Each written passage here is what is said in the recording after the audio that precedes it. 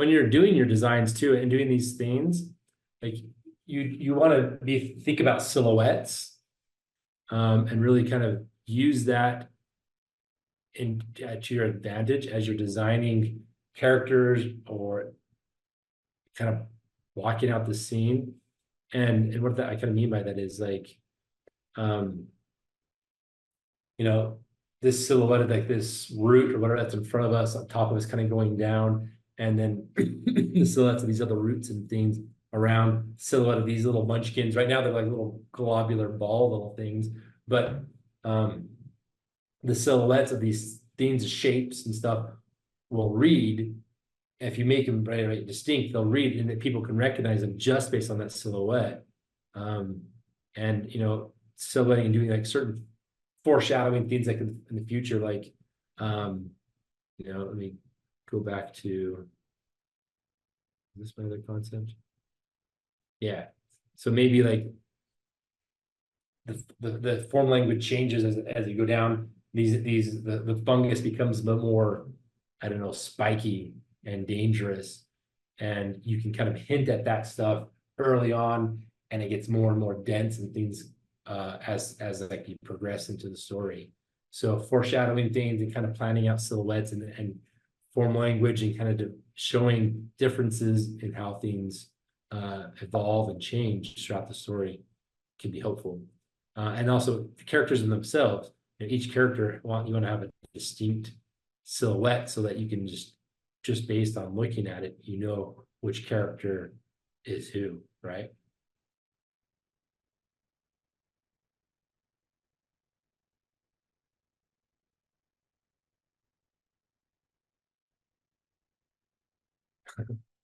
So these munchkins are these little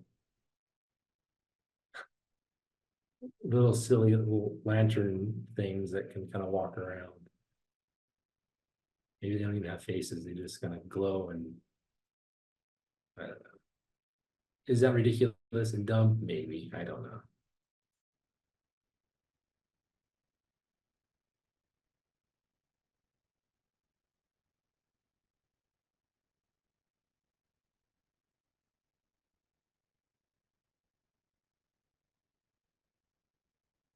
Again, there's so much that goes into the developing a world and a story that, like, maybe it starts out like this, and then as we start to define the world and as it starts to develop, we make changes because now we're getting more clear about what this world is like and the rules of the world and everything. And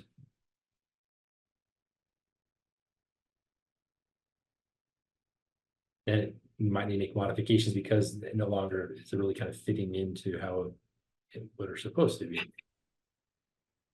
Believe it or not, Brandon, this is a 15-minute heads up. Okay. I'll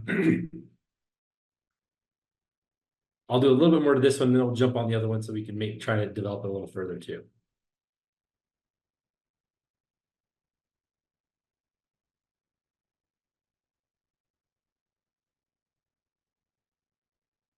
See, this is like starting to get fun right now. We've defined what this world is starting to look like and some of these themes in it. I didn't really need to put her in it. Why haven't I put her in it? I'm the worst. She's like the main character and she's not even in there yet.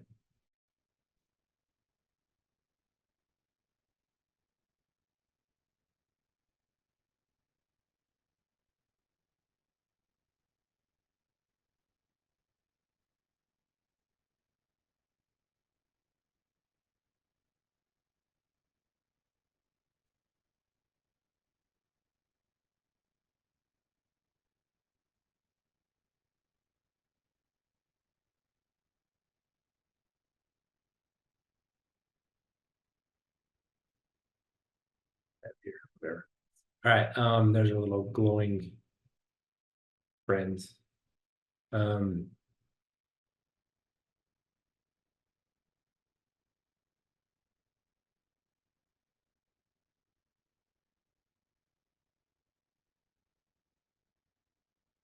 Work fast. Don't mess up.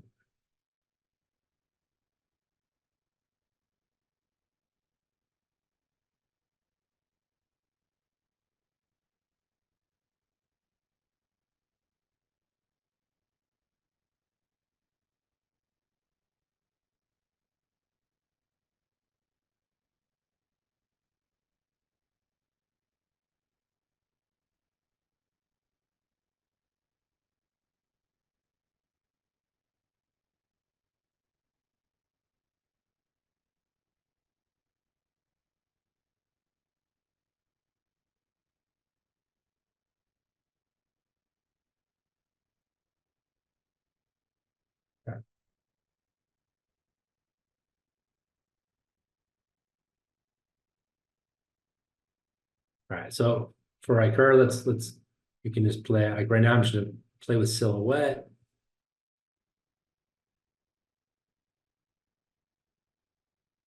Gonna go out of frame.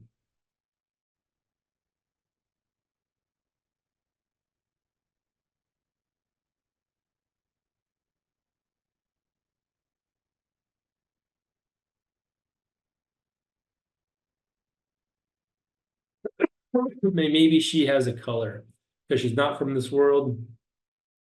She can have something that's different, right? And so let's. I like blue.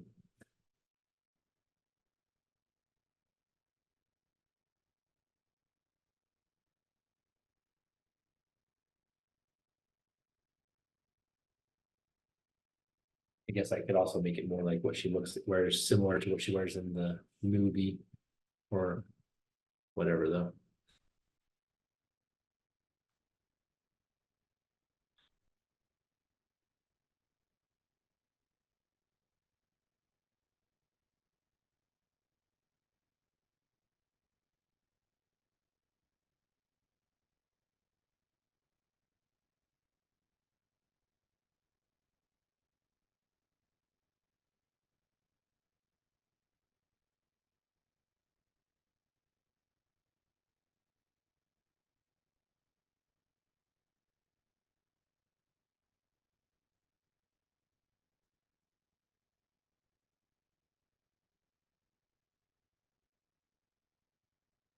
So she has like her spacesuit on or something.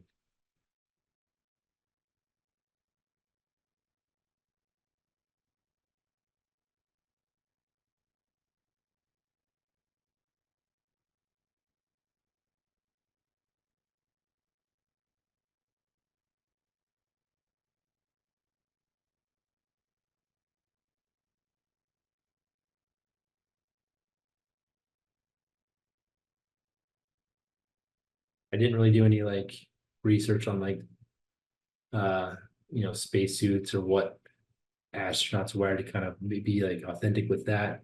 So that's again other stuff when you're designing characters and um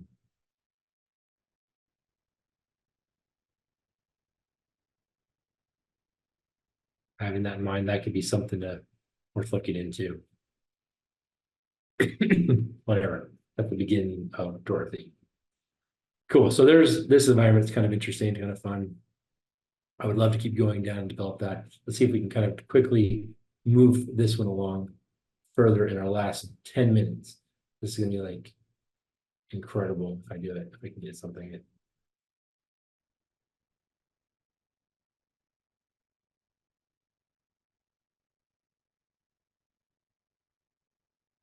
Aspect ratio will be something that does kind of come into play for like movies and TV, right? So at first it doesn't necessarily matter. You can kind of play around and just kind of throw that aside as you start taking things further and towards like production and everything. Then aspect ratio and like pixel dimensions and stuff will be important versus like TV versus a film is two different aspect ratios that you'll be working on.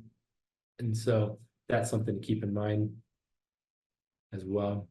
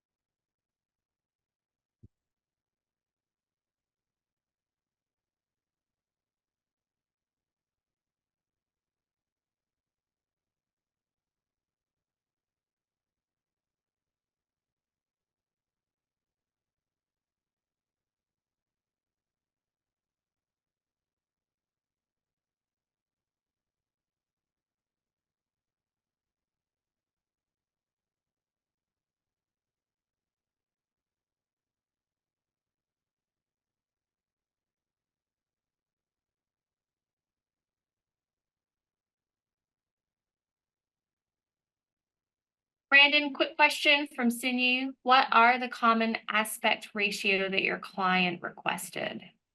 The normal one is like 16:9, like the HD ratio for TV. Or there's like 2K for film. So 2K is normally like for film, how they deliver. Now they're doing 4K, so I don't know if they would want a 4K, but I always do double the resolution when I submit like something for final. So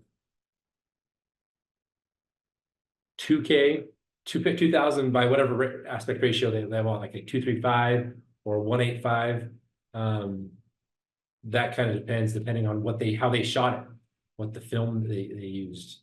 So it can kind of vary, but it's always going to be either 2000 pixels wide or 1920 by 1080, which is HD. But they might be working like double that. So those HD ratio or double HD or 2 or 4K are the normal pixel dimensions. The aspect ratio, H3D is already set, 1920 by 1080. The other pixels like the 2K or 4K is 2048 or 4096 by whatever vertical pixel it is based on whatever it is they shot. But that's how film specifically, they only go by pixel dimensions, nothing like DPI or anything like that.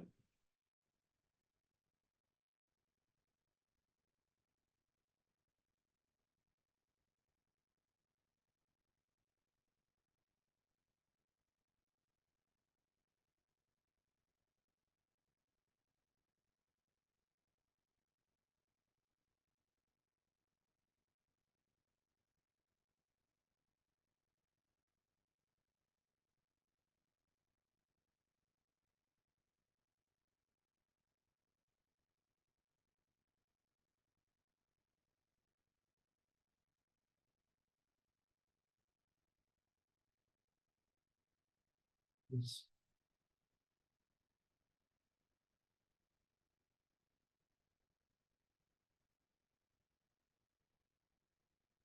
like to sometimes just slap textures on there and put blending modes on and just kind of see how it translates or works or doesn't work.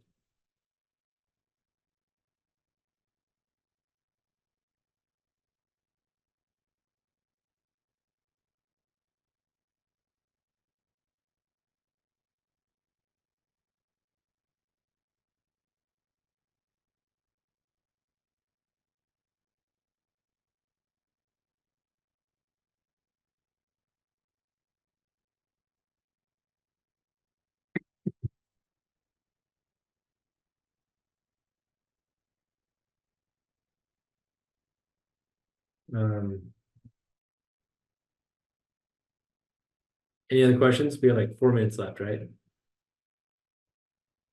Yep. And not yet. Last chance, guys.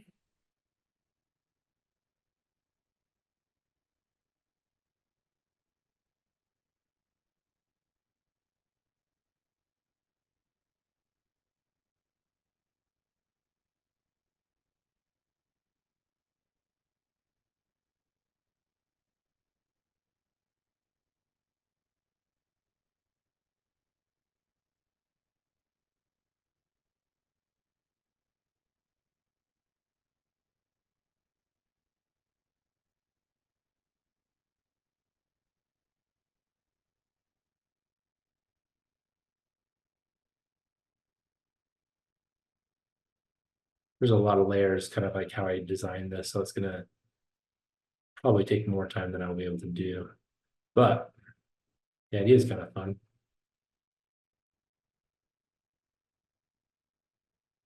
I mean, you can even we can get some paint some of the texture in there and get it in there faster.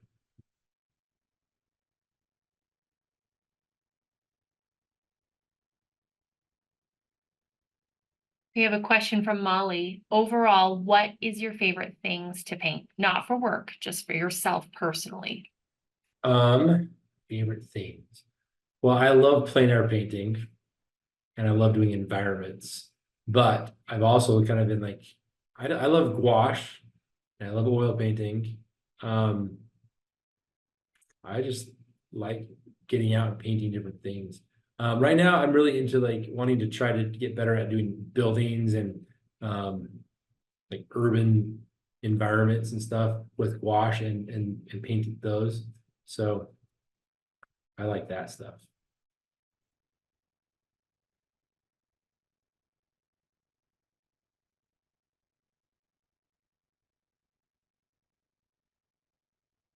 Let's change the color.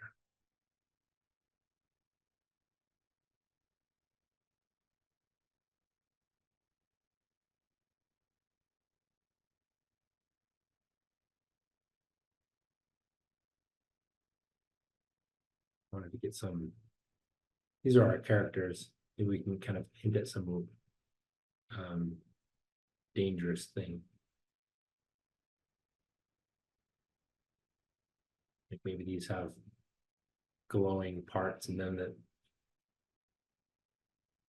part of the fungus that grows that have like these little red inner core parts that glow. That could be kind of interesting. I want to do this spiky thing. Maybe we can also make it a little more spiky. Right now, this is like overall really, really dark. But this little red stuff could be kind of cool.